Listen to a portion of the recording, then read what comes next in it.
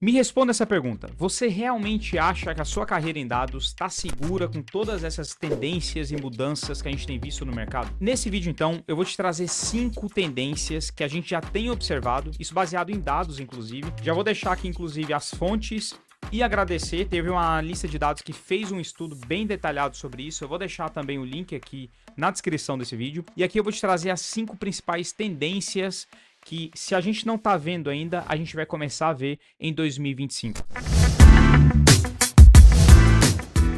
Se você chegou agora, já deixa a sua inscrição e se o vídeo for útil para você, deixa o like. Se não for útil, não precisa deixar like ou deixa dislike. Além disso, como alguns de vocês já sabem, eu tenho esse produto Ultra Foco e fica uma dica para você aí. A gente está mudando o branding, vai mudar completamente a aparência do produto, mas o que tem dentro dele vai ser a mesma coisa e eu preciso queimar estoque. Então, somente nesse vídeo aqui, por tempo ultra limitado, você vai ter um descontaço aí.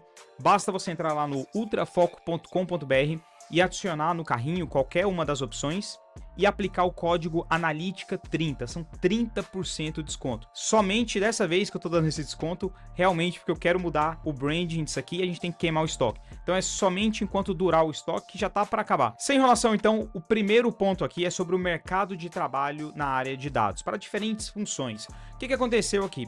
A partir dessas pesquisas, e eu vou deixar os gráficos aqui na tela, o que aconteceu? As vagas relacionadas a dados, elas caíram lá no final de 2022 por diferentes motivos. Eu já falei aqui no canal sobre esses assuntos, sobre pandemia e tudo que isso trouxe, todo o impacto que aconteceu nas empresas. A gente teve uma queda aí de 15%, mas aí depois o número de vagas e o mercado, ele meio que ficou estável a partir do início de 2023 até agora.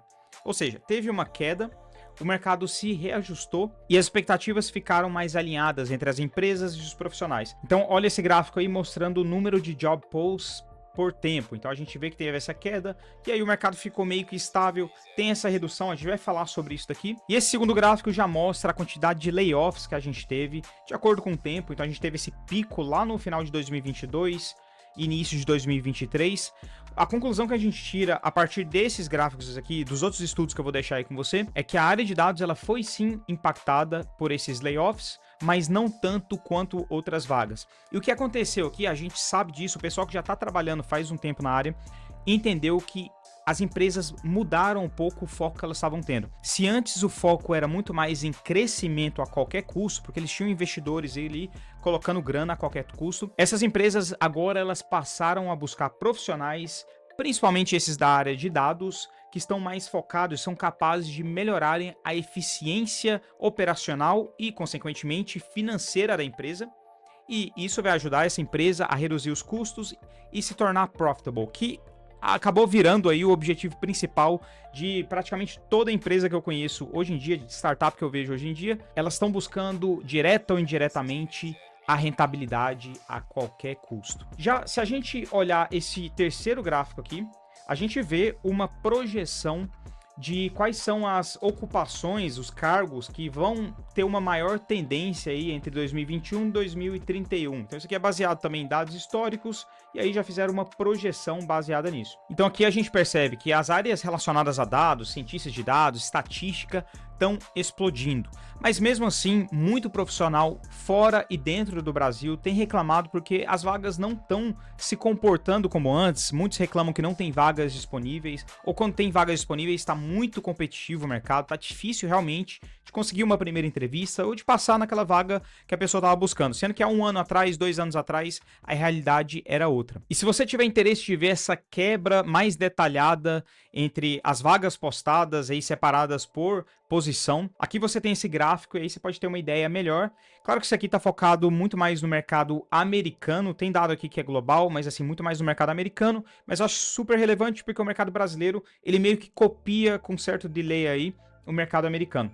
Então a gente percebe que as vagas de Data Engineer, elas têm um comportamento mais alto, mas também porque se a gente unificar e juntar os nomes diferentes que a gente tem para a mesma vaga, em muitos casos, o analista de dados ou cientista de dados fazem a mesma coisa dependendo aí da empresa que eles estão aplicando, coisa que eu já falei várias vezes aqui no canal. Mas enfim, as vagas elas têm um comportamento aí bem parecido e aqui você tem a divisão por tipo de vaga. Inclusive aqui você tem Business Analyst, que é basicamente a mesma coisa que o analista de dados. Assunto polêmico aí, mas é a mesma coisa que o analista de dados faz, então você tem que também considerar que muitas vezes aqui a gente tem nomes diferentes para a mesma coisa. Já a segunda tendência que a gente tem percebido está relacionada com o domínio de habilidades técnicas. Então eu já fiz alguns vídeos aqui para trás comentando sobre essa competição entre Python e R. Inclusive, quando eu falo sobre como eu entraria na área de dados, eu menciono que eu entraria primeiro no Excel ou Google Sheets, depois no SQL, e aí ficaria entre uma ferramenta de BI mais simples para eu entender como é que as coisas funcionam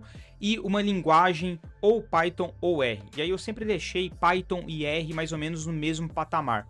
Mas isso tem mudado bastante, então nos vídeos para trás aí eu coloco as duas meio que no mesmo patamar, inclusive recomendei algumas formações oficiais aí, tanto a Google, inclusive, ela tinha uma formação que focava em R, eles já mudaram isso, inclusive, porque o Python ficou muito maior do que o R. Então, se o Python antes era uma linguagem que pouca gente precisava saber, não era tanto assim um diferencial que a empresa realmente precisava, hoje a realidade é outra. O Python acabou virando muito mais comum que o R. Inclusive teve um vídeo aí que eu já mostrei um pouco dessa tendência, mas a partir dessas pesquisas aqui a gente percebe a importância do Python. Se eu fosse te recomendar então uma das duas, se você já aprendeu R, beleza, assim, acho que é uma outra história. Mas se eu fosse começar uma das duas agora, eu certamente escolheria o Python. Inclusive na pesquisa, isso daqui mostra que 86% dos profissionais utilizam Python no dia a dia, dos cientistas de dados. Então, analista, eu sei que demora um pouco mais, geralmente, mas dos cientistas de dados, então, 86% utilizam Python. E também 60% das vagas, mais ou menos, tem Python ali na descrição. Eu já falei isso para vários inscritos. Se você for aplicar para uma vaga, não significa que você tem que ter todos os requisitos. Você tem, inclusive, que entender que, cara, se você tiver todos os requisitos, provavelmente aquela vaga não é para você, porque você não vai ter desafio nenhum ali, praticamente. Então você não precisa de todas as habilidades ali, mas se for aprender uma das duas, vá para o Python, que é muito mais utilizado e a tendência é ser cada vez mais utilizado. Parece que o R acabou perdendo essa guerra aí na área de análise de dados. O R ele consegue ser muito útil na parte de estatística, o Python consegue fazer as coisas também, cada uma tem suas vantagens e desvantagens. Se eu não me engano, eu já fiz um vídeo aqui no canal comparando elas. Se eu encontrar, eu coloco aí na descrição, em algum lugar aqui da tela. Então, olha esse outro gráfico aí que já mostra o uso dependendo da área. Então, a gente vê lá que a área de análise de dados tem 47%, depois tem Machine Learning, Web Development. São várias áreas que você consegue utilizar o Python, mas a gente percebe que a área de dados, que tanto essa Data Analysis e a Machine Learning, que estão dentro da área de dados, elas utilizam bastante, estão lá no topo. Mas uma coisa que não mudou, já falei aqui no canal, o pessoal não escuta e começa por Python. Se você pesquisar qual que é a linguagem mais buscada pelas empresas, nesse gráfico aqui você vai ter mais detalhes, você vai perceber que o SQL ainda é a mais buscada. Perceba como é que Python está chegando perto ali, mas o SQL eu ainda vejo mais importância de você que está começando na área, quer entrar como analista de dados, aprender SQL antes de aprender qualquer outra linguagem. Por quê? Porque o SQL é basicamente a linguagem que vai te ajudar a se comunicar com bancos de dados.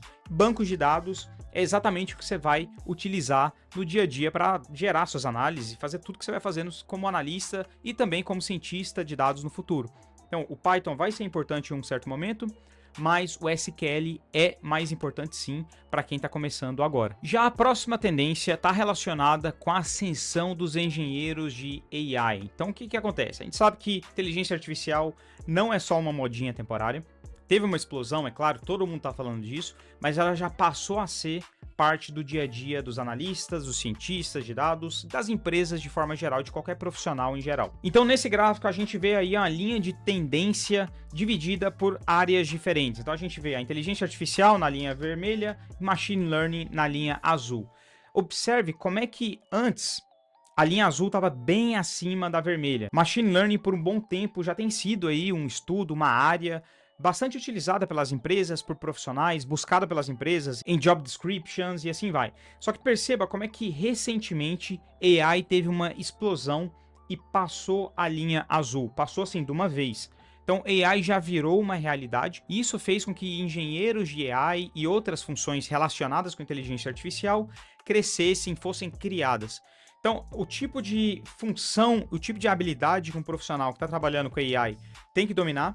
Apesar de ter a parte de Machine Learning dentro para gerar a parte de AI, o tipo de habilidade é completamente diferente no dia a dia.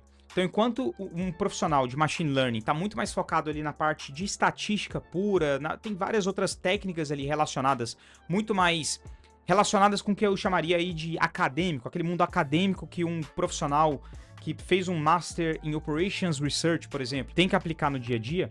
Enquanto isso, AI é outra história. AI tem uma base, sim, de machine learning, como eu comentei, mas tem muito de engenharia de prompt, tem muito de conhecer o negócio e saber construir bons prompts para aquilo, construir ferramentas que são úteis a curto e médio prazo para aquela empresa também específica. Então, assim, o tipo de habilidade e conhecimento de workflow em geral, conhecimento de outras áreas, isso passa a ser muito mais relevante para essa área aqui, porque esse profissional tem que ser mais útil, não para aqueles estudos mais aprofundados que vão gerar uma análise longo prazo, um forecasting, por exemplo, que o machine learning vai te ajudar bastante. Nesse caso aqui, são ferramentas internas ou externas também para empresas que estão gerando isso, de modelos de AI pré-treinados que vão resolver esses problemas aí do dia a dia. E caso você me pergunte quais são essas habilidades e estudos que você tem que buscar, caso você queira entrar na área de AI, então aqui há alguns exemplos. Então, processamento de linguagem natural, PLN, visão computacional, aprendizado por reforço e algumas outras especializações que você pode buscar aí. Já existem especializações focadas justamente em AI. Um bom curso hoje em dia tem que introduzir AI, pelo menos de uma certa forma ali, para você entender como é que funciona, como é que ele se conecta com a parte de dados, como é que todo esse processo de gerar alguma coisa que utiliza AI funciona. A quarta tendência é o crescimento das ferramentas low code ou no code, ou seja, ferramentas que você não precisa codar ou tem muito pouco ali de código para você executar alguma tarefa. Tanto em integrações ou alguma tarefa repetitiva, uma automação que você vai fazer internamente para aquela empresa ou vai gerar para os seus clientes, empresas ou pessoas. Então, esse tipo de ferramenta tem crescido bastante. A gente está sendo, inclusive, bombardeado por ferramentas para pessoas físicas mesmo, mas também para empresas. A gente recebe muita propaganda desde o Instagram ou LinkedIn, tem muita ferramenta já que tem ajudado nessa parte. Isso tem mudado, querendo ou não, o mercado da área de dados, porque se o profissional antes tinha que ficar criando ali uma coisa com super código para ser útil ali para aquela empresa, hoje com essas ferramentas fica muito mais fácil. Fazer uma integração hoje através de uma ferramenta dessa, eu não diria que qualquer pessoa consegue criar, justamente porque o profissional que já trabalhou com esse tipo de integração antes, fazendo o código ali atrás, combinado com essa parte de conhecimento do negócio, como é que você vai ser útil para aquele negócio ao criar essa integração, ao criar essa ferramenta, é isso que vai trazer o diferencial. Ou seja, não é mais o seu conhecimento técnico que vai trazer o diferencial nesse sentido. Vai ser essa combinação dos fatores. Sua experiência lá de trás, tenho certeza que vai trazer uma diferença muito grande ali na hora de criar uma automação, por exemplo. Porque imagina, um cara que nunca pegou um código na vida e pode utilizar uma ferramenta dessas, no code, por exemplo, talvez ele vá até conseguir criar alguma coisa. Mas você que já conhece toda ali a base e fez uma coisa muito mais complexa antes, isso vai ser muito mais simples para você. Você vai fazer assim, de forma muito mais rápida, mais eficiente, sem errar, e já vai saber, já vai meio que esperar o que você vai trazer de resultado, principalmente porque você já sabe que tipo de retorno que você vai ter depois de criar uma automação, criar uma integração. Então olha que interessante esse gráfico, ele mostra aí o crescimento dessas ferramentas low code nos Estados Unidos especificamente, mas como eu comentei, é uma tendência global. Então a gente vê aí essa divisão onde o azul está focado em ferramentas mobile e esse roxo é ferramentas que estão na web. Então a gente vê que o crescimento acontece em todas as duas. Ultimamente teve uma explosão mobile. Então fica ligado no que existe, o que você pode utilizar. Muitas vezes a empresa está passando por uma dor ali, um problema, e você pode recomendar uma ferramenta dessas e pode ser responsável por ela. Esse também é um trabalho de uma pessoa que está trabalhando com dados, porque geralmente você está tratando dados ali quando você está trabalhando com isso. Numa integração, por exemplo, a integração serve justamente para passar esses dados de uma ferramenta a outra, por exemplo. E a quinta e última tendência que eu gostaria de trazer aqui é o crescimento, a explosão dos trabalhos freelancers. O que acontece? Isso a gente também vê com mais frequência na área de dados nos Estados Unidos, mas a gente já tem visto também no Brasil. Acho que vale a pena a gente fazer um vídeo aqui dedicado a isso. Se for interessante para você, deixa aí nos comentários. Se fazer um vídeo falando sobre como é que é a vida de um freelancer, a gente pode inclusive buscar algum aí, entrevistar um freelancer, comentar um pouco mais sobre isso. A gente pode trazer isso e algumas dicas também para entrar nesse mercado. Eu já trabalhei como freelancer Não passei tanto tempo assim, não é super minha praia, mas eu acho que tem muita coisa legal que você pode aprender nesse mercado, principalmente sabendo que tá virando uma tendência. É uma forma mais rápida, mais direta de você aprender as coisas, inclusive a se vender. Você vai buscar, inclusive, contatos que você tem aí no LinkedIn, contatos pessoais, contatos de empresa, e é uma excelente forma de você aprender a se vender, vender suas ferramentas, o que você sabe fazer, o que você sabe construir a curto e médio prazo, porque diferente de uma empresa que está te contratando, quando a empresa busca um freelancer, geralmente ela tem um projeto ali bem estabelecido de talvez poucos meses. Então, isso é excelente para você como pessoa, como profissional se desenvolver. Espero que esse vídeo tenha sido útil para você.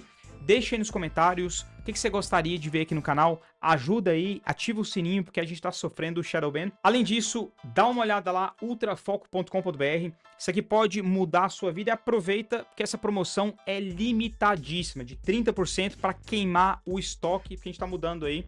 Eu venho trazer as atualizações aí, a mudança mais de branding, não vai ser nada do produto, o produto assim vai ser 100% igual. É a mudança, se você não liga para essas coisas, tá na hora de você provar isso daqui. Um abraço e até o próximo vídeo.